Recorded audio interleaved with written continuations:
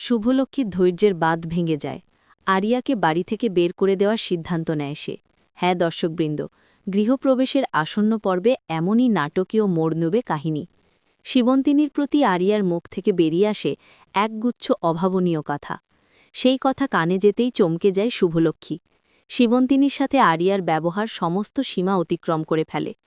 পরিস্থিতি নিয়ন্ত্রণে আনতে শুভলক্ষ্মী আরিয়াকে জোরালো এক চড় কষিয়ে দেয়। ঘটনায় সবাই স্তম্ভিত হয়ে পড়ে। এরপরে দৃশ্য ঘটে ডিটেকটিভের কার্যালয়। হারানো কন্যাকে খুঁজে পাওয়ার প্রত্যাশায় শুভলক্ষ্মী সেখানে উপস্থিত হয়।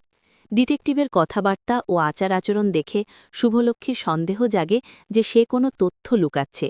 তখন শুভলক্ষ্মী নিজের আবেগকে অস্ত্র হিসেবে ব্যবহার করে। কান্নায় ভেঙে পড়ে সে বলে, আর সহ্য হচ্ছে না, কত বছর এভাবে যন্ত্রণায় থাকব, ঘুম আসে না, খাওয়া হয় না, আমার মেয়েকে ফেরত দিন, দরকার হলে অতিরিক্ত টাকা দেব। এই কথায় ডিটেকটিভ কিছুটা নমনীয় হয় বটে, তবে শুভলক্ষ্মীর তীক্ষ্ণ দৃষ্টি একটি গুরুত্বপূর্ণ বিষয় ধরে ফেলে। ডিটেকটিভের টেবিলে রাখা পানির বোতলটি শূন্য। সুযোগ পেয়ে শুভলক্ষ্মী জল চাইলে ডিটেকটিভ বোতল ভরতে বাইরে যায়। সেই মুহূর্তেই শুভলক্ষ্মী ডিটেকটিভের ল্যাপটপ খুলে একের পর এক ফাইল ঘাঁটতে শুরু করে।